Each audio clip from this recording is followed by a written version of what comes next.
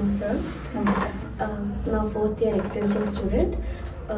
ಇವಾಗ ಮಹಿಳಾ ದಿನಾಚರಣೆ ವಿಶೇಷವಾಗಿ ನಮಗೆ ಭೇಟಿಯಾಗಿದ್ರಿ. ಸೊ ಹಂಗಾಗಿ ನಿಮ್ಮ ಜೊತೆ ಒಂದು 2 ಮಾತುಕತೆ. ಫಸ್ಟ್ ಆಫ್ ಆಲ್ ಮಹಿಳಾ ದಿನಾಚರಣೆ ಶುಭಾಶಯಗಳು. ಧನ್ಯವಾದ. ನಿಮಗೂ ಕೂಡ ಥ್ಯಾಂಕ್ ಯು. ಮಹಿಳಾ ದಿನ ನಿಮಗೆ ಯಾವ ರೀತಿ ವಿಶೇಷವಾಗಿದೆ? ಪ್ರತಿದಿನವೂ ಮಹಿಳಾ ದಿನವೇ ಅಂತಲೇ ನಾನು ಹೇಳಕ್ಕೆ ಇಷ್ಟಪಡ್ತೀನಿ. ನಮ್ಮಲ್ಲಿ ಮೂಲತಃ ಭಾರತೀಯ ಸಂಸ್ಕೃತಿಯಲ್ಲಿ ನಮ್ಮಲ್ಲಿ ಸ್ತ್ರೀ ಪುರುಷರನ್ನು ತುಂಬ ಭೇದ ಮಾಡಿ ಇವ್ರು ಹೆಚ್ಚು ಇವ್ರು ಕಡಿಮೆ ಅಂತ ನೋಡಿದ್ದೆಲ್ಲ ಇಲ್ಲ. ಅದೆಲ್ಲ ಆಚೆಯಿಂದ ಯುರೋಪಿಂದ ಅರಬಿಂದ ಬಂದಂಥ ಆ ಕಡೆಯ ಜನರ ಒಂದು ಪುರುಷಶಾಹಿ ಮೆಂಟಾಲಿಟಿಯಿಂದ ಬಂದದ್ದು. ನಮ್ಮಲ್ಲಿ ಸ್ತ್ರೀಯನ್ನ ಯಾವಾಗಲೂ ಮಾತೃದೇವೋಭವ ಅಂತಲೇ ಶುರುವಾಗೋದು. ಮನೆಯ ಬಹಳ ಮುಖ್ಯವಾದ ವ್ಯಕ್ತಿ ಅಂದರೆ ಅಮ್ಮನೇ. ಆಮೇಲೆ ಸ್ತ್ರೀಯರನ್ನೇ ಮೊದಲು ಗೌರವಿಸೋದು, ಸ್ತ್ರೀಯರ ಕೈಯಲ್ಲಿ ಹಣ ಇಟ್ಟು ತಗೊಂಡು ಆಮೇಲೆ ಬಿಸ್ನೆಸ್ ಶುರು ಮಾಡ್ತಾರೆ. ತಾಯಿಗೆ ನಮಸ್ಕಾರ ಮಾಡಿಯೇ ಎಲ್ಲವೂ. ಭೂಮಿಯನ್ನು ತಾಯಿ ಅಂತೀವಿ, ದೇಶವನ್ನು ತಾಯಿ ಅಂತೀವಿ, ನದಿಯನ್ನು ತಾಯಿ ಅಂತೀವಿ. ಸ್ತ್ರೀತ್ವವನ್ನು ಮಾತೃತ್ವದ ನೆಲೆಯಲ್ಲಿ ನೋಡಿಕೊಂಡು ತುಂಬ ಗೌರವಿಸೋ ದೇಶ ನಮಗೆ. ಹಾಗಾಗಿ ನಮಗೆ ಯಾವತ್ತೋ ವರ್ಷದಲ್ಲಿ ಒಂದು ದಿನ ಮಾತ್ರ ವಿಮೆನ್ಸ್ ಡೇ, ಅವತ್ತು ಮಾತ್ರ ಅವಳು ಗೌರವ ಕೊಟ್ಬಿಟ್ಟು ಮಿಕ್ಕಿದ ದಿನ ಅವಳನ್ನ ಒಂಥರ ಸೆಕೆಂಡ್ ಕ್ಲಾಸ್ ಸಿಟಿಸನ್ ಥರ ನೋಡೋದು ನಮ್ಮ ಸ್ವಭಾವ ಅಲ್ಲ.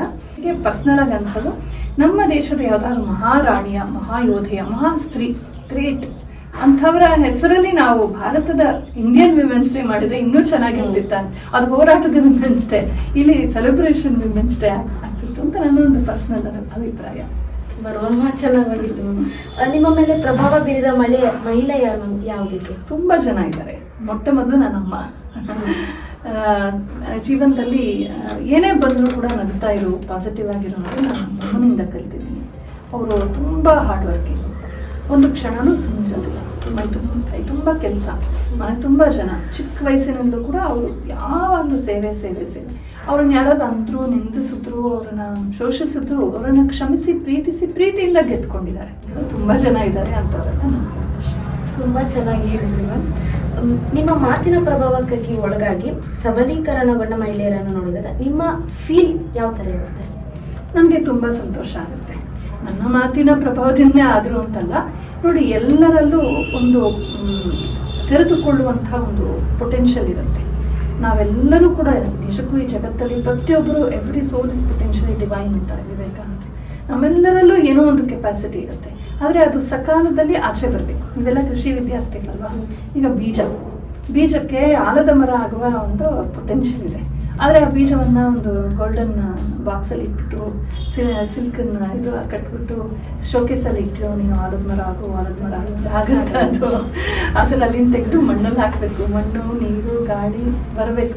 ಅಂದರೆ ನಾವು ಎಕ್ಸ್ಪೋಸ್ ಆಗಬೇಕು ಸಮಾಜಕ್ಕೆ, ಜೀವನಕ್ಕೆ ನಾವು ತೆರ್ಕೋಬೇಕಾಗುತ್ತೆ. ಅದೇ ಕಷ್ಟ ಅಂತ ನಾವು ಅದನ್ನು ಕಷ್ಟ ಅಂತ ಹೇಳ್ತೀವಿ, ಭಯ ಪಡ್ತೀವಿ. ನಾವು ಕಂಫರ್ಟ್ ಝೋನಿಂದ ಆಚೆ ಬರಬೇಕು. ಝೋನಿಂದ ಆಚೆ ಬರೋದು ಅಂದರೆ ನನಗೆ ಕಷ್ಟ ಆಗಬಾರ್ದು, ನನಗೆ ತೊಂದರೆ ಆಗಬಾರ್ದು, ನಾನು ಇದಾಗಬಾರ್ದು. ಆ ಥರದ ಒಂದು ಸಲ್ಕಿಂಗ್ ಆಗಬಾರ್ದು. ಈ ಕಮ್ ವಾಟ್ ಮೇ, ಜೀವನದ ಗುರಿಯನ್ನು ನಾನು ಸಾಧಿಸ್ತೀನಿ ಅಂತ ಹೇಳಿ ನಮ್ಮ ಹೊಟ್ಟೆ ಬಟ್ಟೆ ಕಟ್ಟಿ ನಾವು ಕಷ್ಟಪಡುವಂಥ ಕೆಚ್ಚದೆ ಬರಬೇಕು. ತುಂಬ ಚೆನ್ನಾಗಿ ಹೇಳಿ ಮ್ಯಾಮ್. ಭಾರತೀಯ ಸಂಸ್ಕೃತಿ ಮತ್ತು ಇಂದಿನ ಯುವ ಪೀಳಿಗೆಗೆ ಇದರ ಬಗ್ಗೆ ತಮ್ಮ ಅಭಿಪ್ರಾಯ? ಇವತ್ತಿನ ಯುವ ಪೀಳಿಗೆ ಬಗ್ಗೆ ನನಗೆ ತುಂಬ ಗೌರವ ಇದೆ. ತುಂಬ ವೆರಿ ಪೊಟೆನ್ಷಿಯಲ್ ಯುವ ಜನರೇ ಹಾಗೆ. ಇವತ್ತು ಅಂತಲ್ಲ, ಇವತ್ತಾಗಿ ಮುಂದೆ ಆಗಲಿ ಆ ಯೌವನ ಅನ್ನೋದೇ ಒಂದು ವಿಶಿಷ್ಟವಾದಂಥ ಒಂದು ಏಜ್. ಅದು ಸರಿಯಾದ ಸಮಯದಲ್ಲಿ ಸರಿಯಾದ ಮಾರ್ಗದರ್ಶನ ಆಗಬೇಕು ಅಷ್ಟೇ. ಯೌವನದಲ್ಲಿ ತುಂಬ ದೇಹಕ್ಕೆ ಎನರ್ಜಿ ಇರುತ್ತೆ, ಆರೋಗ್ಯ ಇರುತ್ತೆ, ಲವಲವಿಕೆ ಇರುತ್ತೆ, ಉತ್ಸಾಹ ಇರುತ್ತೆ. ಮನಸ್ಸಿನಲ್ಲೂ ತುಂಬ ಏನು ಮಾಡಲಿ ಅನ್ನೋದಿರುತ್ತೆ. ಎಷ್ಟು ದುಡಿದ್ರೂ ಸುಸ್ತಾಗೋದಿಲ್ಲ. ಸೊ ಪೊಟೆನ್ಷಿಯಲ್, ತಿನ್ನೋದಕ್ಕೆ, ಕೆಲಸ ಮಾಡೋದಕ್ಕೆ ಕೆಪಾಸಿಟಿ ಇರುತ್ತೆ. ಆ ಕೆಪಾಸಿಟಿನ ನಾವು ಅವ್ರಿಗೆ ನೋಡಪ್ಪ ಈ ಕಾಲ ಇದೆಯಲ್ಲ, ಈ ಯೌವನದ ಕಾಲವನ್ನು ನೀವು ಮ್ಯಾಕ್ಸಿಮಮ್ ಸರಿಯಾಗಿ ಬಳಸ್ಕೊಂಡ್ಬಿಟ್ರೆ ಜೀವನದಲ್ಲಿ ನೀವು ತುಂಬ ಚೆನ್ನಾಗಿರ್ಬೋದು ಅಂತ ಒಂದು ಮಾರ್ಗದರ್ಶನ ಮಾಡಬೇಕು. ಕೊನೆಯದಾಗಿ ಇಂದಿನ ಯುವ ಪೀಳಿಗೆಗೆ ನಿಮ್ಮ ಕಿವಿ? ಅದೇ ಆರೋಗ್ಯವಾಗಿರ್ಬೇಕು. ಮೊದಲನೇದಾಗಿ ಜಂಕನ್ನ ಸ್ವಲ್ಪ ಕಡಿಮೆ ಮಾಡಿ.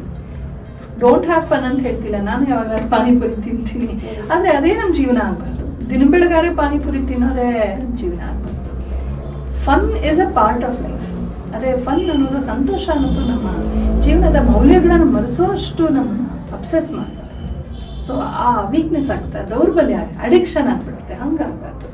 ಮಾದಕ ದ್ರವ್ಯಗಳಿಗೆ, ಅದೇ ಆಲ್ಕೋಹಾಲ್, ಸಿಗರೇಟು, ಇದಕ್ಕೆ ಬಲಿ ಬೀಳ್ಬೇಡಿ. ಆರೋಗ್ಯವಾಗಿರಿ, ಚೆನ್ನಾಗಿ ತಿನ್ನಿ, ಚೆನ್ನಾಗಿ ದುಡೀರಿ. ಅಮ್ಮ ಮಾಡಿದ ರಾಗಿ ಮುದ್ದೆನ, ರೊಟ್ಟಿನ ಮನೆಯಲ್ಲಿ ಚೆನ್ನಾಗಿ ತಾಯಿನ ಮರಿಬೇಡಿ. ವೃದ್ಧಾಶ್ರಮಕ್ಕೆ ಹಾಕಬೇಡಿ. ಎಷ್ಟೇ ಕಷ್ಟ ಆದ್ರೂ ಜೊತೆಗೆ ಇಟ್ಕೊಂಡು ಸಾಕಿ.